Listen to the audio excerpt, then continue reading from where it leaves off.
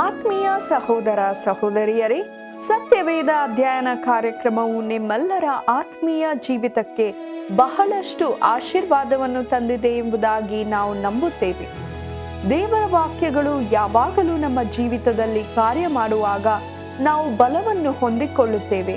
ಇಂದಿನ ಅಧ್ಯಯನದಲ್ಲಿ ದೇವರು ತನ್ನ ವಾಗ್ದಾನವನ್ನು ಅಬ್ರಹಾಮನೊಂದಿಗೆ ಪುನಃ ದೃಢೀಕರಿಸುತ್ತಾನೆ. ಅಬ್ರಹಾಮನು ತಿರುಗಿ ಬೇರ್ಷೆಬಕ್ಕೆ ಹಿಂದಿರುಗುತ್ತಾನೆ. ಸಾರಳ ಮರಣ, ಅವಳ ಶವವನ್ನು ಹೂಣುಡುವಿಕೆಯ ವಿಷಯದಲ್ಲಿ ಹಿತ್ತಿಯರ ಜೊತೆ ಅಬ್ರಹಾಮನ ಮಾತುಕತೆ, ಇವೆಲ್ಲವನ್ನು ನಾವು ವಿವರವಾಗಿ ಧ್ಯಾನ ಮಾಡೋಣ. ಬನ್ನಿರಿ, ಪ್ರಾರ್ಥನಾ ಪೂರ್ವಕವಾಗಿ ಇಂದಿನ ಅಧ್ಯಯನವನ್ನು ಪ್ರಾರಂಭಿಸೋಣ.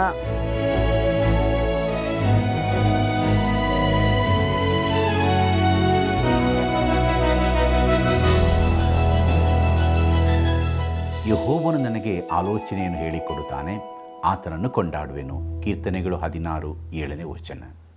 ಆತ್ಮೀಯ ವೀಕ್ಷಕ ಬಾಂಧವರೇ, ನಿಮ್ಮೆಲ್ಲರನ್ನು ಇಂದಿನ ಸತ್ಯವೇದ ಅಧ್ಯಯನ ಕಾರ್ಯಕ್ರಮಕ್ಕೆ ಬಹು ಪ್ರೀತಿಯಿಂದ ಸ್ವಾಗತಿಸುತ್ತೇನೆ. ದೇವರ ಮಹಾಕೃಪೆಯಿಂದ ಸತ್ಯವೇದದ ಮೊದಲನೇ ಪುಸ್ತಕವಾಗಿರುವ ಆದಿಕಾಂಡ ಪುಸ್ತಕದ ಅಧ್ಯಯನದಲ್ಲಿ ಮುಂದುವರಿಯುತ್ತಿರುವ ನಾವು ಇಲ್ಲಿವರೆಗೂ ಅನೇಕ ಆತ್ಮಿಕ ಪಾಠಗಳನ್ನು, ಈ ಪುಸ್ತಕದಲ್ಲಿ ಅಡಗಿರುವಂಥ ಸತ್ಯಾರ್ಥಗಳನ್ನು ತಿಳಿದುಕೊಂಡಿರುತ್ತೇವೆ. ಇದು ದೇವರ ಮಹಾಕೃಪೆಯಾಗಿರುತ್ತದೆ. ಆತನಿಗೆ ಮಹಿಮೆಯುಂಟಾಗಲಿ. ಕಳೆದ ಕಾರ್ಯಕ್ರಮದಲ್ಲಿ ದೇವರು ಅಬ್ರಹಾಮನಿಗೆ ಅವನ ಮಗನಾದ ಈಸಾಕನನ್ನು ಅರ್ಪಿಸಲು ಹೇಳಿದ್ದು, ಅಬ್ರಹಾಮನು ದೇವರಿಗೆ ವಿಧೇಯನಾಗಿ ಈಸಾಕನನ್ನು ಸಮರ್ಪಿಸುವಾಗ ದೇವರು ಅವನನ್ನು ತಡೆದದ್ದು, ಅಬ್ರಹಾಮನಿಗೆ ಆದ ಪರೀಕ್ಷೆಗಳ ಬಗ್ಗೆ ಕಲಿತಿದ್ದೇವೆ. ಇಂದು ನಾವು ಆದಿಕಾಂಡ ಪುಸ್ತಕ 22ನೇ ಅಧ್ಯಾಯದ 15ನೇ ವಚನದಿಂದ ನಮ್ಮ ಧ್ಯಾನವನ್ನು ಪ್ರಾರಂಭಿಸೋಣ. ದೇವರು ತನ್ನ ವಾಗ್ದಾನವನ್ನು ಪುನಃ ದೃಢೀಕರಿಸುತ್ತಾನೆ ಎಂಬ ವಿಚಾರವನ್ನು ನೋಡೋಣ. ಆದಿಕಾಂಡ ಪುಸ್ತಕ 22ನೇ ಅಧ್ಯಾಯ 15 ಮತ್ತು 16ನೇ ವಚನಗಳನ್ನು ನನ್ನೊಂದಿಗೆ ಗಮನಿಸಿರಿ. ಯೆಹೋವನ ದೂತನು ಆಕಾಶದೊಳಗಿಂದ 2ನೇ ಸಾರಿ ಅಬ್ರಹಾಮನನ್ನು ಕರೆದು ಅವನಿಗೆ, ಯೆಹೋವನು ನುಡಿದುದನ್ನು ಕೇಳು, ನೀನು ನಿನ್ನ ಒಬ್ಬನೇ ಮಗನನ್ನು ಸಮರ್ಪಿಸುವುದಕ್ಕೆ ಹಿಂತೆಗೆಯದೆ ಹೋದ್ದರಿಂದ ನಾನು ನಿನ್ನನ್ನು ಆಶೀರ್ವದಿಸುವೆನು ಎಂಬುದೇ. ಪ್ರಿಯರೇ, ನಿಜವಾಗಿಯೂ ಅಬ್ರಹಾಮನು ತನ್ನ ಮಗನನ್ನು ಅರ್ಪಿಸಿದನೋ? ಇಲ್ಲ, ಅವನು ಸಮರ್ಪಿಸಲಿಲ್ಲ. ಆದರೆ ದೇವರು ಅವನಿಗೆ, ನೀನು ನಿನ್ನ ಒಬ್ಬನೇ ಮಗನನ್ನು ಸಮರ್ಪಿಸುವುದಕ್ಕೆ ಹಿಂದೆಗೆಯದೇ ಹೋದದ್ದರಿಂದ ಎಂಬುದಾಗಿ ಹೇಳುತ್ತಿರುವುದನ್ನು ಇಲ್ಲಿ ನೋಡುತ್ತೇವೆ. ಅಂದರೆ ಪ್ರಿಯರೇ, ಅಬ್ರಹಾಮ ದೇವರನ್ನು ನಂಬಿದನು. ಆದರೆ ನಾವೆಲ್ಲರೂ ಅದನ್ನು ತಿಳಿದುಕೊಳ್ಳಬೇಕೆಂಬ ಉದ್ದೇಶದಿಂದ ಅವನು ತನ್ನ ಮಗನನ್ನು ಸಮರ್ಪಿಸುವಷ್ಟರ ಮಟ್ಟಿಗೆ ಬಹು ದೂರಕ್ಕೆ ಹೋದನು. ದೇವರು ಅದನ್ನು ಈಗಾಗಲೇ ತಿಳಿದಿದ್ದನು ಮತ್ತು ಅಬ್ರಹಾಮನು ತನ್ನ ಮಗನನ್ನು ಸಮರ್ಪಿಸುವುದಕ್ಕೆ ಒಪ್ಪಿಕೊಂಡನು ಎಂಬುದಕ್ಕೆ ದೇವರು ತಾನೇ ಸೃಷ್ಟಿಸಿದ ಈ ಜಗತ್ತು ತಿಳಿದುಕೊಳ್ಳಬೇಕೆಂದು ಆತನು ಬಯಸಿದನು. ಅದನ್ನು ಮಾಡಿದ್ದರಿಂದ ದೇವರು ಅದನ್ನು ಅವನ ಎಣಿಕೆಯಲ್ಲಿ ಹಾಕಿದನು. ಅಬ್ರಹಾಮನು ನಂಬಿಕೆಯಿಂದ ನೀತಿವಂತನೆಂದು ಎಣಿಸಲ್ಪಟ್ಟನು. ಆದರೆ ಜನರ ಮುಂದೆ ತನ್ನ ಕ್ರಿಯೆಗಳ ನಿಮಿತ್ತ ನೀತಿವಂತನೆಂದು ಎಣಿಸಲ್ಪಟ್ಟನು. ತನಗೆ ಅಂಥ ನಂಬಿಕೆ ಇದೆ ಎಂಬುದನ್ನು ಅವನು ಪ್ರದರ್ಶಿಸಿದನು. ಪ್ರಿಯರೇ, ಮುಂದುವರೆದು ಈ ವಾಕ್ಯ ಭಾಗದಲ್ಲಿ ನೀನು ನಿನ್ನ ಒಬ್ಬನೇ ಮಗನನ್ನು ಸಮರ್ಪಿಸುವುದಕ್ಕೆ ಹಿಂದೆಗೆಯದೆ ಹೋದದ್ದರಿಂದ ಎಂಬುದಾಗಿ ನೋಡುತ್ತೇವೆ. ದೇವರು ತನ್ನ ಒಬ್ಬನೇ ಮಗನನ್ನು ತನಗೋಸ್ಕರ ಕೊಟ್ಟದರಿಂದ ಇಲ್ಲಿ ಅಬ್ರಹಾಮನಿಗೆ ಹೇಳುತ್ತಿರುವ ರೀತಿಯನ್ನು ನಾವು ನೋಡಬಹುದು. ಪ್ರೀತಿಯುಳ್ಳ ವೀಕ್ಷಕ ಬಾಂಧವರೇ, ಸಂದಿನಲ್ಲಿ ನಿಲ್ಲಲು ಒಬ್ಬ ಮನುಷ್ಯನ ಅವಶ್ಯಕತೆ ಇರುತ್ತದೆ ಎಂಬುದನ್ನು ಈ ಘಟನೆಯ ಮೂಲಕ ದೇವರು ಸ್ಪಷ್ಟಪಡಿಸುತ್ತಾ ಇದ್ದಾನೆ. ಯಾರಾದರೂ ರಕ್ಷಿಸಲ್ಪಡಬೇಕಾಗಿದ್ದರೆ ಕುಲದ ರಕ್ಷಕನಾಗಿರಲು ಸಾಮರ್ಥ್ಯನಾಗುವ ಒಬ್ಬ ಮನುಷ್ಯನ ಅವಶ್ಯಕತೆ ಇರುತ್ತದೆ ಎಂಬುದನ್ನು ತೋರಿಸಿಕೊಡುತ್ತಾ ಇದ್ದಾನೆ. ಇದುವೇ ಈ ಅಧ್ಯಾಯದಲ್ಲಿ ನಮಗೆ ಕೊಡಲ್ಪಟ್ಟಿರುವ ಶ್ರೇಷ್ಠವಾದ ಪಾಠವಾಗಿರುತ್ತದೆ. ಯಜ್ಞಕ್ಕೆ ಬೇಕಾದ ಕುರಿಯನ್ನು ದೇವರು ತಾನೇ ಒದಗಿಸುವನು ಎಂಬುದಾಗಿ ಅಬ್ರಹಾಮನು ಹೇಳಿದನು ಮತ್ತು ಅವರು ಒಂದು ಟಗರನ್ನು ಕಂಡುಕೊಂಡು ಯಜ್ಞವಾಗಿ ಅರ್ಪಿಸಿದರು. ಆದರೆ ಸುಮಾರು 1900 ವರ್ಷಗಳ ನಂತರ ಯೇಸು ಕ್ರಿಸ್ತನಲ್ಲಿ ದೇವರು ಒಂದು ಕುರಿಮರಿಯನ್ನು ಒದಗಿಸಿದನು. ಅಬ್ರಹಾಮನು ಈಸಾಕನನ್ನು ಯಜ್ಞವಾಗಿ ಅರ್ಪಿಸುವುದರಿಂದ ದೇವರು ಅವನನ್ನು ತಡೆದನು. ಯಾಕಂದರೆ ಅದು ತಪ್ಪಾಗಿ ಬಿಡುತ್ತಿತ್ತು. ದೇವರು ಅಬ್ರಹಾಮನ ಮಗನನ್ನು ಉಳಿಸಿದನು, ಆದರೆ ತನ್ನ ಸ್ವಂತ ಮಗನನ್ನು ಉಳಿಸಿಕೊಳ್ಳದೆ ನಮಗೋಸ್ಕರ ಉಚಿತವಾಗಿ ಆತನನ್ನು ಕೊಟ್ಟನು. ಆದಿಕಾಂಡ ಪುಸ್ತಕ 22ನೇ ಅಧ್ಯಾಯ 17 ಮತ್ತು 18ನೇ ವಚನವನ್ನು ಗಮನಿಸಿರಿ. ನಿನ್ನ ಸಂತತಿಯನ್ನು ಹೆಚ್ಚಿಸುವೆನು, ಅದನ್ನು ಆಕಾಶದ ನಕ್ಷತ್ರಗಳಂತೆಯೂ ಸಮುದ್ರ ತೀರದಲ್ಲಿರುವ ಉಸುಬಿನಂತೆಯೂ ಅಸಂಖ್ಯವಾಗಿ ಮಾಡುವೆನು.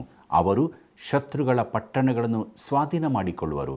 ನೀನು ನನ್ನ ಮಾತನ್ನು ಕೇಳಿದ್ದರಿಂದ ಭೂಮಿಯ ಎಲ್ಲ ಜನಾಂಗಗಳಿಗೂ ನಿನ್ನ ಸಂತತಿಯ ಮೂಲಕ ಆಶೀರ್ವಾದ ಉಂಟಾಗುವುದು ಎಂಬುದಾಗಿ ಯೆಹೋವನು ತನ್ನಾಣೆಯಿಟ್ಟು ಹೇಳಿದ್ದಾನೆ ಅಂದನು ಎಂಬುದೇ. ಭೂಮಿಯ ಎಲ್ಲ ಜನಾಂಗಗಳಿಗೂ ನಿನ್ನ ಸಂತತಿಯ ಮೂಲಕ ಆಶೀರ್ವಾದ ಉಂಟಾಗುವುದೆಂದು ದೇವರು ಹೇಳಿರುವುದನ್ನು ಈ ವಾಕ್ಯ ಭಾಗದಲ್ಲಿ ನೋಡಿಕೊಂಡಿದ್ದೇವೆ. ದೇವರು ಮಾತನಾಡುತ್ತಿರುವ ಆ ಸಂತತಿ ಯಾವುದಾಗಿರುತ್ತದೆ? ನಾವು ಗಲಾತ್ಯದವರಿಗೆ ಬರೆದ ಪತ್ರಿಕೆ 3ನೇ ಅಧ್ಯಾಯ 16ನೇ ವಚನದಲ್ಲಿ ನೋಡುವಾಗ ಅಲ್ಲಿ ಪೌಲನು ಈ ಸಂತತಿಯ ಅರ್ಥವನ್ನು ಹೀಗೆ ವಿವರಿಸಿದ್ದನ್ನು ನೋಡುತ್ತೇವೆ. ಹೇಗೆಂದರೆ, ಒಳ್ಳೆಯದು, ದೇವರು ಅಬ್ರಹಾಮನಿಗೂ ಅವನ ಸಂತತಿಗೂ ವಾಗ್ದಾನಗಳನ್ನು ಮಾಡಿದನು. ಆತನು ನಿನ್ನ ಸಂತತಿಗಳಿಗೆ ಎಂದು ಹೇಳಿ ಅನೇಕರನ್ನು ಸೂಚಿಸದೆ ನಿನ್ನ ಸಂತತಿಗೆ ಎಂದು ಹೇಳಿ ಒಬ್ಬನನ್ನು ಸೂಚಿಸ್ತಾನೆ. ಆ ಒಬ್ಬನು ಕ್ರಿಸ್ತನೇ ಎಂಬುದು. ಇಲ್ಲಿ ಸಂತತಿಯ ಕುರಿತು ಸತ್ಯವೇದ ಹೊಂದಿರುವ ತನ್ನ ಸ್ವಂತ ಅರ್ಥ ವಿವರಣೆಯನ್ನು ಹೊಂದಿರುತ್ತೇವೆ. ಈಗ ನಾವು ಗಲಾತ್ಯದವರಿಗೆ ಬರೆದ ಪತ್ರಿಕೆ 3ನೇ ಅಧ್ಯಾಯ 8ನೇ ವಚನಕ್ಕೆ ಹಿಂದಕ್ಕೆ ಹೋಗುವಾಗ ಅಲ್ಲಿ ಪೌಲನು ಹೇಳಿರುವುದನ್ನು ಹೀಗೆ ನೋಡುತ್ತೇವೆ.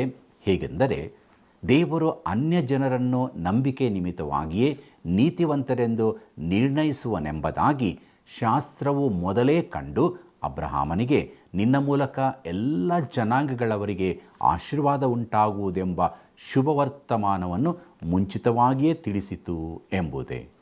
ಪ್ರಿಯರೇ, ದೇವರು ಯಾವಾಗ ಅಬ್ರಹಾಮನಿಗೆ ಸುವಾರ್ತೆಯನ್ನು ಸಾರಿದನು? ದೇವರು ಅಬ್ರಹಾಮನಿಗೆ ಅವನ ಮಗನಾದ ಈಸಾಕನನ್ನು ಯಜ್ಞವೇದಿಯ ಮೇಲೆ ಅರ್ಪಿಸಬೇಕು ಎಂದು ಹೇಳಲು ಕರೆದಾಗಲೇ ಸುವಾರ್ತೆಯನ್ನು ಸಾರಿದನು.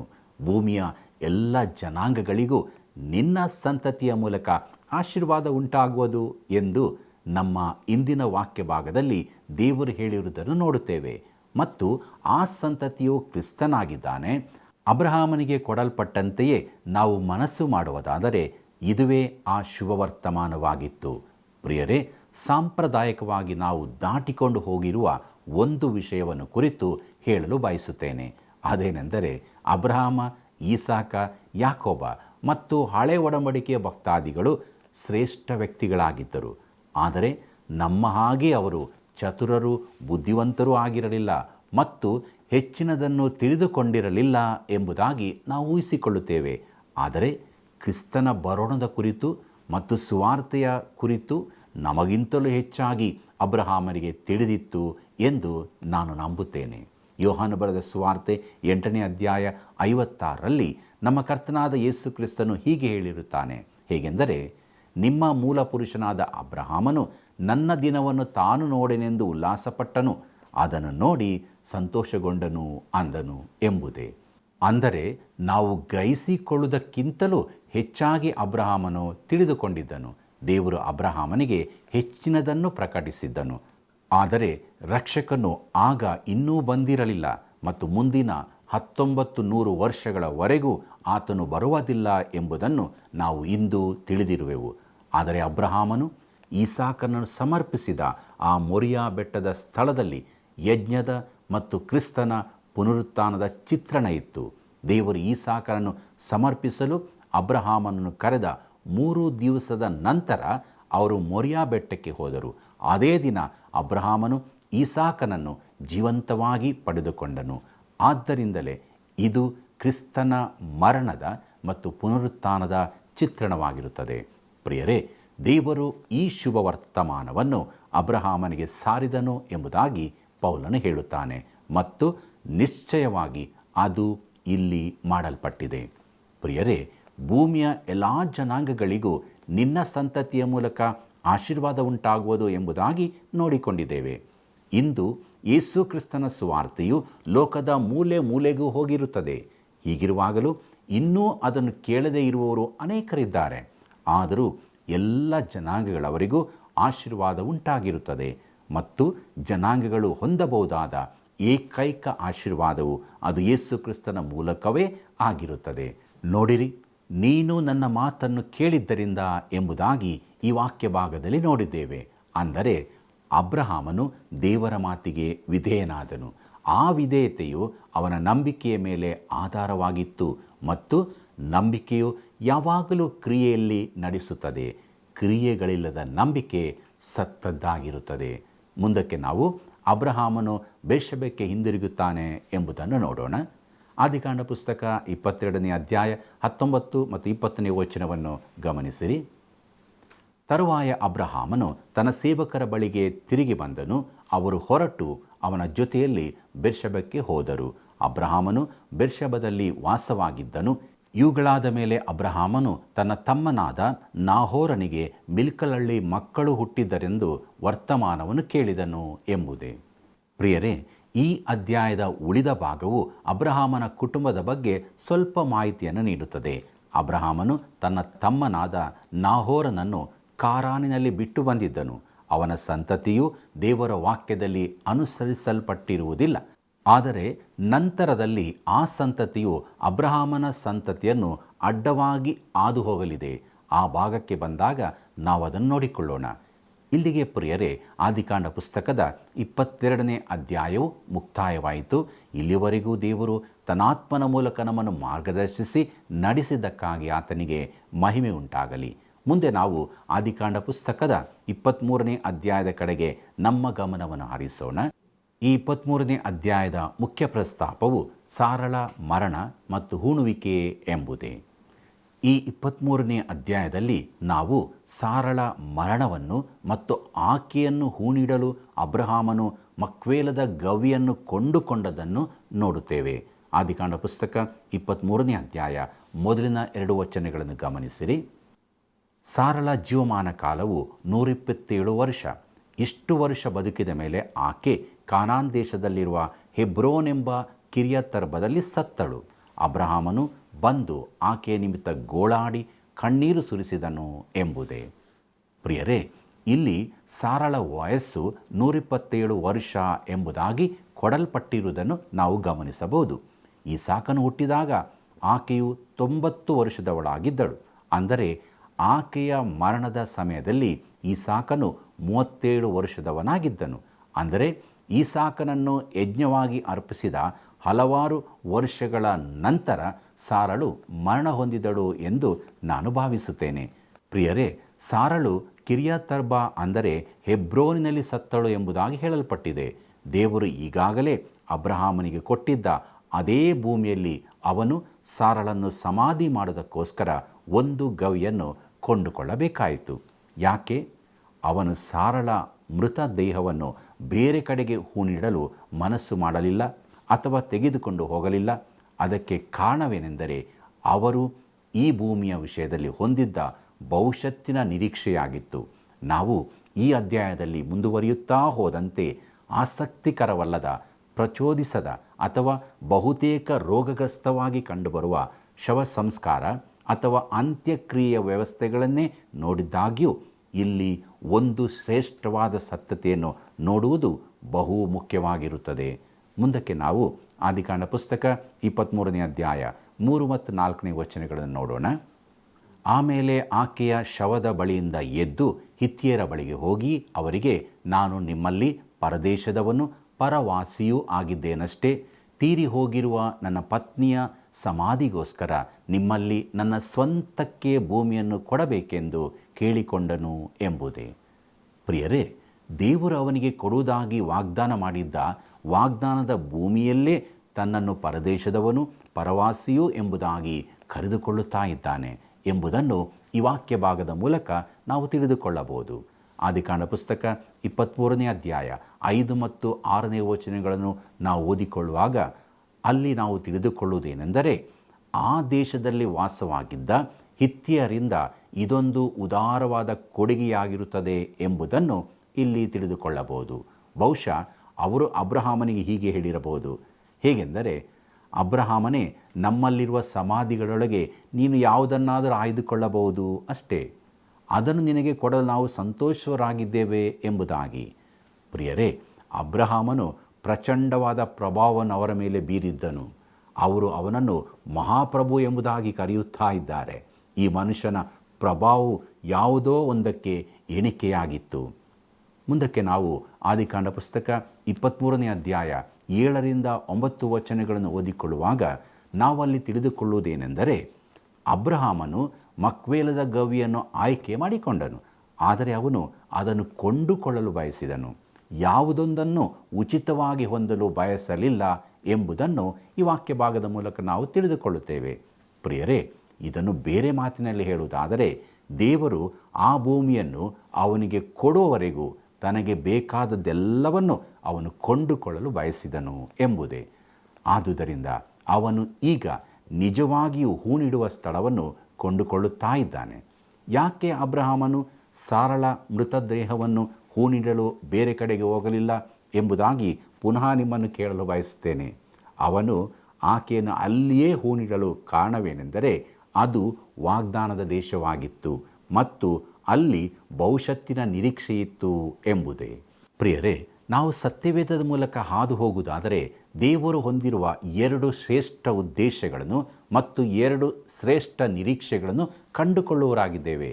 ಆತನು ಲೌಕಿಕ ಉದ್ದೇಶವನ್ನು ಹೊಂದಿದ್ದಾನೆ ಮತ್ತು ಆತನು ಅಲೌಕಿಕ ಅಂದರೆ ಪರಲೋಕದ ಉದ್ದೇಶವನ್ನು ಹೊಂದಿರುತ್ತಾನೆ.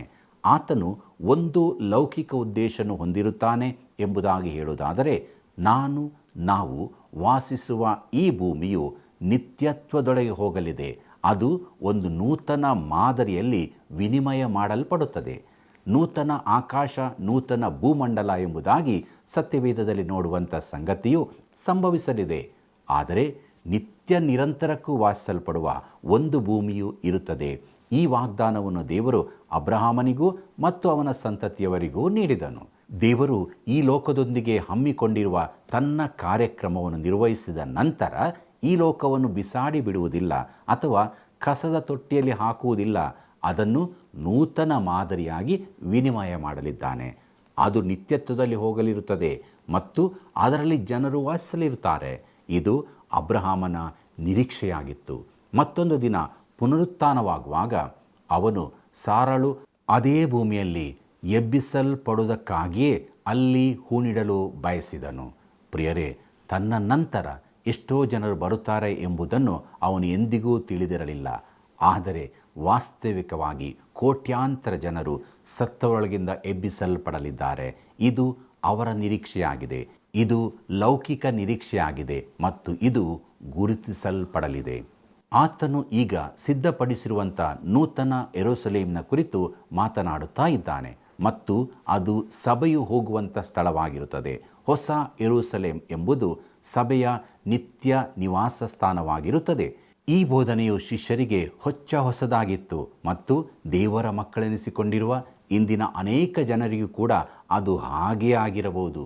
ದೇವರು ಅಬ್ರಹಾಮನನ್ನು ಈ ಭೂಮಿಯೊಳಗಿಂದ ಪರಲೋಕಕ್ಕೆ ಕರೆದುಕೊಂಡು ಹೋಗುತ್ತೇನೆ ಎಂಬುದಾಗಿ ಹೇಳಲಿಲ್ಲ, ಆದರೆ ಈ ಭೂಮಿಯನ್ನು ನಿನಗೆ ಕೊಡುತ್ತೇನೆ ಎಂಬುದಾಗಿ ಹೇಳುತ್ತಲೇ ಇದ್ದನು. ಅಬ್ರಹಾಮನು ದೇವರನ್ನು ನಂಬಿದನು ಮತ್ತು ಆ ಕಾರಣದಿಂದಾಗಿ ಸಾರಳನ್ನು ಆ ಭೂಮಿಯಲ್ಲೇ ಹೂಣಿಡಲು ಬಯಸಿದನು. ಪ್ರಿಯರೇ, ಆ ಸ್ಥಳವು ತನ್ನಲ್ಲಿನ ಸತ್ತವರನ್ನು ಹೂಣಿಡುವ ಸ್ಥಳವಾಯಿತು. ಅಷ್ಟು ಮಾತ್ರವಲ್ಲ, ತನ್ನನ್ನು ಅಲ್ಲಿಯೇ ಹೂಣಿಡಬೇಕೆಂದು ಅವನು ಉದ್ದೇಶಿಸಿದನು ಮತ್ತು ಅದರಂತೆ ಅವನು ಅಲ್ಲಿಯೇ ಹೂಣಿಡಲ್ಪಟ್ಟಿರುವನು. ಪ್ರಿಯರೇ, ಅಬ್ರಹಾಮನ ಸಮಾಧಿಯ ನಿಖರವಾದ ಸ್ಥಳವು ಯೆರೂಸಲೇಮಿನ ದಕ್ಷಿಣಕ್ಕೆ ಸುಮಾರು 20 ಮೈಲುಗಳಷ್ಟು ದೂರದಲ್ಲಿರುವ ಹೆಬ್ರೋನಿನಲ್ಲಿ ಇರುತ್ತದೆ. ನಾವು ಅಲ್ಲಿಗೆ ಪ್ರವಾಸ ಮಾಡುವುದಾದರೆ ಆ ಸ್ಥಳದ ಮೇಲೆ ನಿರ್ಮಿಸಲಾದ ಮುಸ್ಲಿಂ ಮಸೀದಿಯನ್ನು ನಾವು ನೋಡಬಹುದು. ಪ್ರಾಮಾಣಿಕವಾಗಿ ಹೇಳಬೇಕೆಂದರೆ ಆ ಭೂಮಿಯ ಮೂಲಕ ನಮ್ಮ ಸಂಪೂರ್ಣ ಪ್ರಯಾಣದಲ್ಲಿ ಹೆಬ್ರೋನ್ ಹೊರತುಪಡಿಸಿ ನಮಗೆ ಎಂದಿಗೂ ಅನಾನುಕೂಲ ಅಥವಾ ಸ್ವಲ್ಪ ಭಯ ಅನಿಸುವುದಿಲ್ಲ. ಹೆಬ್ರೋನ್ನಲ್ಲಿ ಬಹಳ ಜಾಗರೂಕರಾಗಿರಲು ನಮಗೆ ಎಚ್ಚರಿಕೆ ನೀಡಲಾಗುತ್ತದೆ.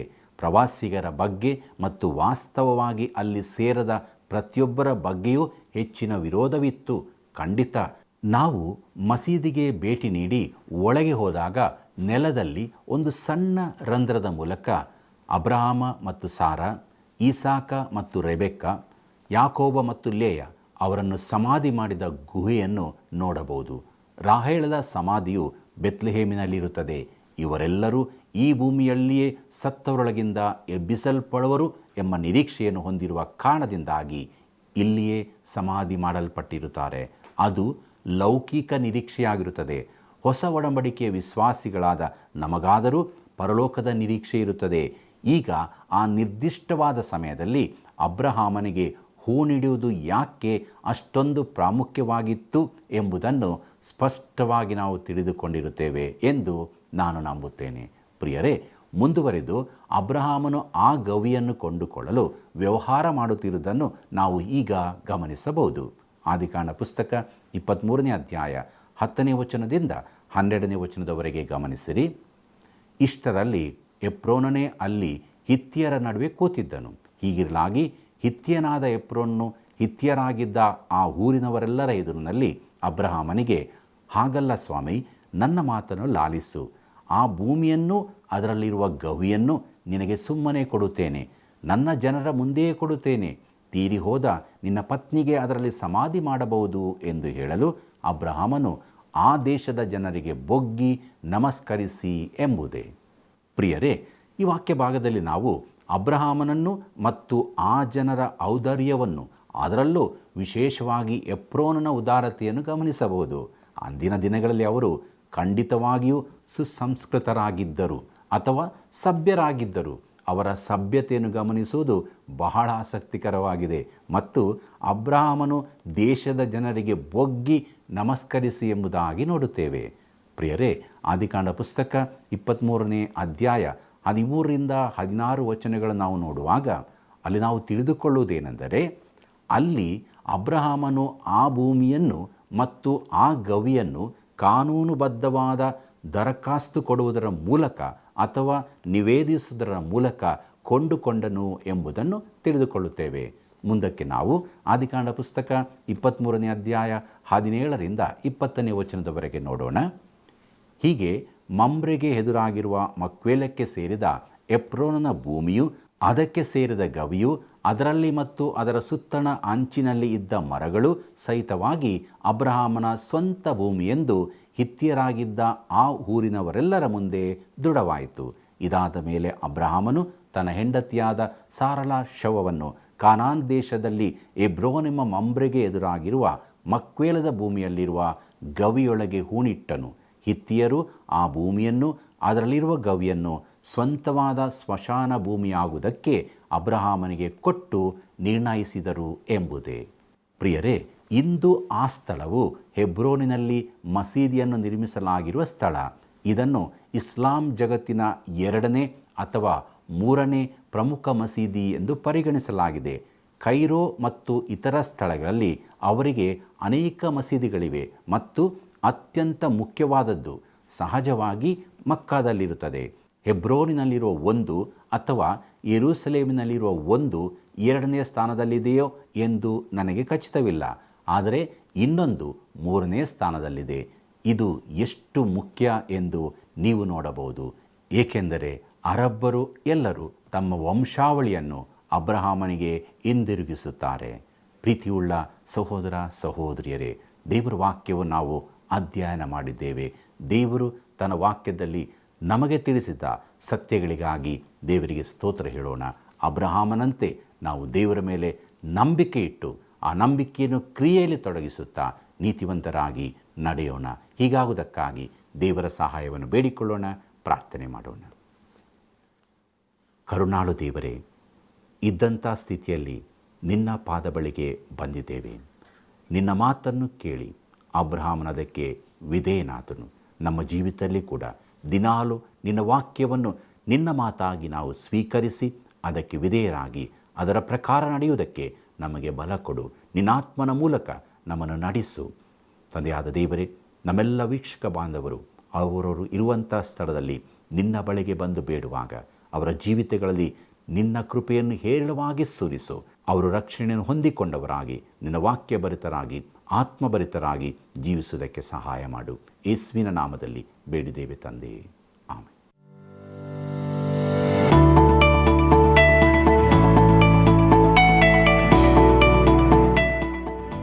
ಇಂದಿನ ಅಧ್ಯಯನಕ್ಕೆ ಒಂದು ಪ್ರಶ್ನೆ. ಸಾರಳ ಜೀವಮಾನ ಕಾಲವು ಎಷ್ಟು ವರ್ಷ? ಸಾರಳ ಜೀವಮಾನ ಕಾಲವು ಎಷ್ಟು ವರ್ಷ? ಉತ್ತರ 127, 120, 125. ಸರಿಯಾದ ಉತ್ತರವನ್ನು ಆಯ್ಕೆ ಮಾಡಿ ಈಗ ಹೇಳುವ ವಾಟ್ಸಪ್ ಸಂಖ್ಯೆಗೆ ಕಳುಹಿಸಿರಿ. 7618737772. ಪ್ರಿಯರೇ, ಇಂದಿನ ಅಧ್ಯಯನದಲ್ಲಿ ನಾವು ಸಂತೋಷವುಳ್ಳವರಾಗಿದ್ದೇವೆ ಅಲ್ಲವೇ? ನಮ್ಮ ಮೂಲ ಪಿತವಾದ ಅಬ್ರಹಾಮನು ತನ್ನ ಹೆಂಡತಿಯಾದ ಸಾರಳನ್ನು ಹೂಣಿಡಲು ಮಕ್ಪೇಲದ ಗವಿಯನ್ನು ಆಯ್ಕೆ ಮಾಡಿಕೊಂಡನು. ಆದರೆ ಅದನ್ನು ಉಚಿತಾರ್ಥವಾಗಿ ಹೊಂದಿಕೊಳ್ಳದೆ ಹಣ ಕೊಟ್ಟು ಕ್ರಯಕ್ಕೆ ಕೊಂಡುಕೊಂಡನು. ಯಾಕೆ ಅವಳನ್ನು ಅಲ್ಲೇ ಸಮಾಧಿ ಮಾಡಿದನು ಎಂಬ ನಿರೀಕ್ಷೆಯ ವಿಚಾರದಲ್ಲಿ ನಾವು ತಿಳಿದುಕೊಂಡಿದ್ದೇವೆ. ಈ ವಾಕ್ಯ ಭಾಗದಲ್ಲಿ ಅಬ್ರಹಾಮನ ಉದಾರತೆಯನ್ನು ಕಂಡುಕೊಂಡಂಥ ನಾವು ನಮ್ಮ ಜೀವಿತದಲ್ಲಿ ಯಾವಾಗಲೂ ಒಳ್ಳೆಯ ನಡತೆಯುಳ್ಳವರಾಗಿ ಸಭ್ಯರಾಗಿ ಜೀವಿಸೋಣ. ಪ್ರಿಯ ವೀಕ್ಷಕರೇ, ನಿಮ್ಮ ಒಂದೊಂದು ಕರೆಯು ಬಹಳ ಅಮೂಲ್ಯವಾದದ್ದು. ಅನೇಕರ ಜೀವಿತಕ್ಕೆ ದೇವರ ವಾಕ್ಯದ ಬೆಳಕನ್ನು ನೀಡುವಲ್ಲಿ ಸಹಾಯವಾಗುತ್ತಿದೆ. ಆದುದರಿಂದ ಇಂದೇ ಕರೆ ಮಾಡಿರಿ. ಮುಂದಿನ ಕಾರ್ಯಕ್ರಮ ವೀಕ್ಷಿಸಲು ಪ್ರಾರ್ಥನಾಪೂರ್ವಕವಾಗಿ ಸಿದ್ಧರಾಗಿರಿ.